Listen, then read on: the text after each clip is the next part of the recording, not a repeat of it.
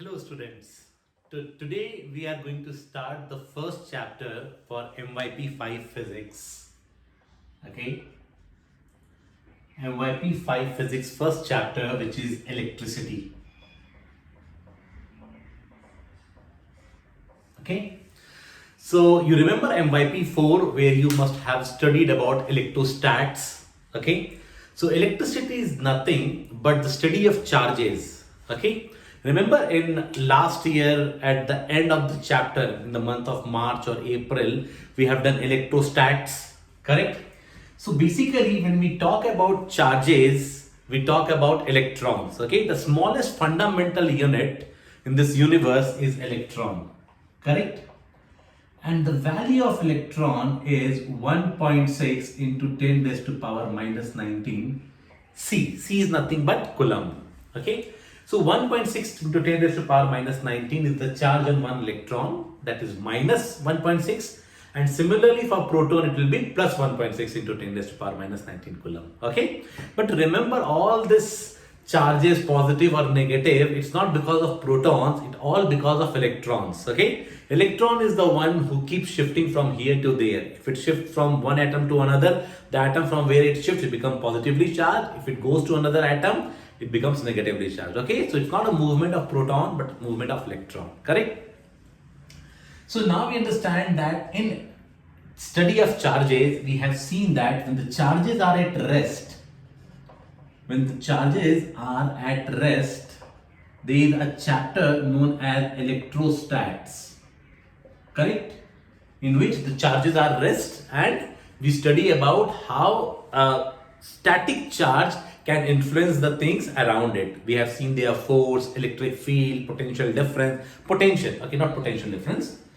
And if it is at motion, okay, at motion means when charges are moving, it creates electricity, okay, it creates electricity, okay, and we are here going to study about charges in motion. Okay. So now when I talk about charges, so charges, where the charges are there. So charges are there in every body. Okay. But wherever the charges move, there the current is generated. Okay. So first we are going to study about conductor and insulator. Okay. Conductor and insulator. Now this is a very familiar term, conductor and insulator. We know conductor are normally the metal bodies, correct? The bodies which allow the flow of current or electricity, correct? While insulator does not allow the movement of electrons, okay? So till the movement of electrons is not allowed, so the current will not be produced, correct? So conductor is what? It allows movement of electrons, okay? While it does not allow the movement of electrons. Insulator does not allow the movement of electrons. Okay. Basic example for conductor will be what? Metals. It is an example of conductor. There are different alloys which are example of conductor. Electrolyte solution. Okay. That is an example of conductor. In chemistry, you are going to read about more about electrolyte in electrolysis chapter. Does not plastic, wood. Correct? So these are insulators, okay? So basically when we study about electricity, we study about conductor, okay? Because in conductor we have got free electrons, and that free electrons will allow us to pass electricity, okay? Okay.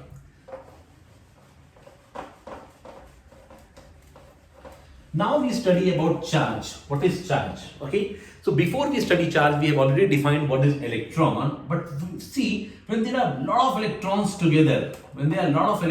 together, okay, they move in a bundle. These electrons move in a bundle, and this is known as charge, represented by Q. Okay, they move in a bundles, and then they are known as charge. So we say that charge is nothing but plus minus n into E, and we say that charge is quantized. Okay, we say that charge is quantized. What do you mean by quantized? Quantized means that n will be an integer. Okay, it cannot be in decimal or in fraction. That's simple quantized. It means that Q is charge, n is the number of electrons, and E is the value of electron. Okay, So for example, if I ask that find the number of electrons in 1 coulomb charge. Okay, so Q is charge and the unit of charge is given by coulomb. Okay, it's denoted by capital C. Remember, charge is denoted by capital Q, coulomb is denoted by capital C. Okay, so Q is equals to plus minus Ne. It means that charge is quantized, where Q is charge in coulomb, N is the number of electrons which do not have any unit, and E is 1.6 into 10 raised to power minus 19 coulomb. Plus minus, plus denotes positive charge, minus denotes negative charge. So find the number of electrons in 1 coulomb charge. I try to solve this. Let's see. So you use the formula Q is equals to N into E. Okay. We know charge is 1 coulomb. So we are going to place 1 here. Number of electrons, we have to find it out. And the value of E is 1.6 into 10 raised to power minus 19. Correct? So what I'm going to do, N will be equals to 1 upon 1.6 into 10 raised to power minus 19, which comes as 1 upon 1.6 into 10 raised to power 19. Rule of indices we have used, minus 19. It becomes plus 19 as we move it forward. So this we can write as 10 divided by 1.6 into 10 to the power 18. Correct? We are trying to write in the scientific form. So 10 divided by 1.6 will be around 6.25 into 10 to the power 18 electrons. These many electrons, think 1 coulomb charge, just 1 coulomb charge contains this many electrons, 6.25 followed by 18 zeros. Okay, so remember in IB you always have to go and write in scientific format. Okay, you cannot go and write like 62.5 into 10 to the power 17 or 0.625 into 10 raised to 17. 0.625 into 10 raised to 19. Okay, please write in scientific format A into 10 to the power n, where A is always between 1 to 10, including 1, not including 10. Okay, so this is the number of electrons in 1 coulomb charge. Okay, let's go forward. So we have understood Q is equals to plus minus N into N. Charge is nothing but its unit is coulomb, and it is the number of electrons passing through any conductor into the value of an electron. Okay, now we know that there are two kinds of charges. They are positive charge and negative charge. Okay, now positive charges, if you take both positive charges or both negative charges, it repel each other. Okay, and if you take positive charge and negative charge, either way, negative or positive, it attracts. Okay, so this is the common phenomena which you know. Like charges repel each other and unlike charges attract each other. Just like magnetism, correct? North repel each other, north south attract each other. Similarly in charges, the same thing is there. Correct? So now we have learned what is charge. Charge is equals to Q, which is plus minus N into E, and its unit is coulomb. Electron has a value of 1.6 into 10 raised to power minus 19, and its unit is also in coulomb, and N is the number of electrons. Correct? The positive charge, we have read about in electrostat how they attract each other, positive, negative, and negative, positive, the force on each charge is correct. Now we'll talk about current. Okay, now this is the main thing, current. Now current is denoted by I. Current is denoted by I, and its unit is ampere. And this ampere is denoted by capital A. Okay, so I can give you an example of current. How do you write current? You write current is equals to 5 ampere, 6 milliampere. In this way you write it. Okay, so current is equals to 5 ampere, 6 milliampere. So ampere A is the unit, and you symbolize that current by I. Okay. Now, if you talk about current, a lot of people think that current is a scalar vector quantity, but that's not true. Current is a scalar quantity. Okay, this is very important to understand that current is a scalar quantity. Okay, see, if you guys have read vector, what does vector means? Try to understand. This is a marker, correct?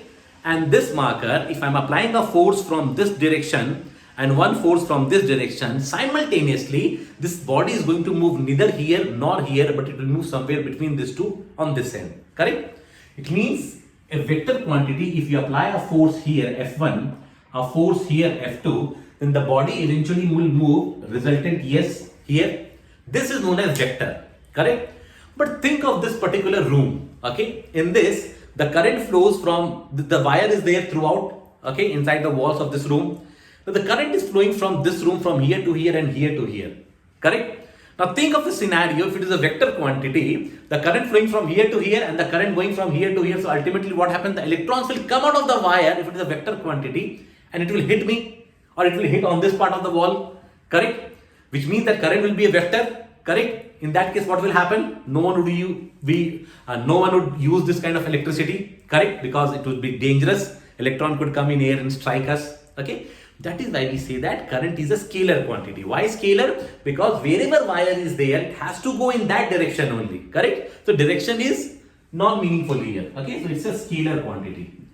What do you mean by scalar quantity that I have explained? Now see here, suppose there are multiple wires going through this junction. Okay?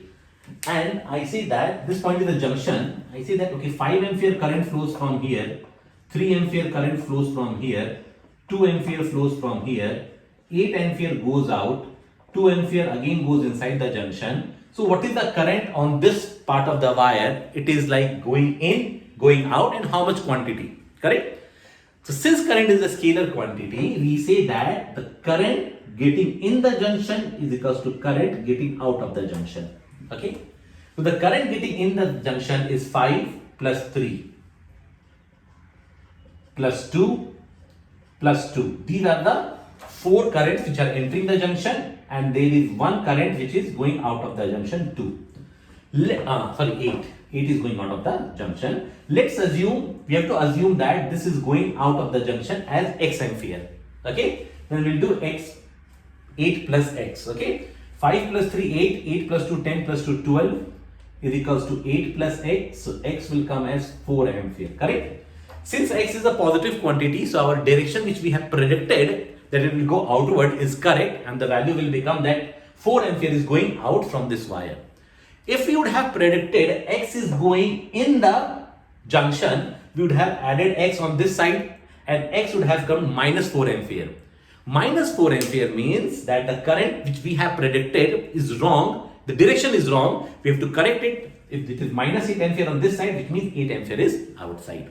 Okay, so this is all about current. Okay, now in the next class we are going to study about potential difference, resistance, current, Ohm's law, and energy dissipated by any device. Okay, so thank you guys, thank you so much.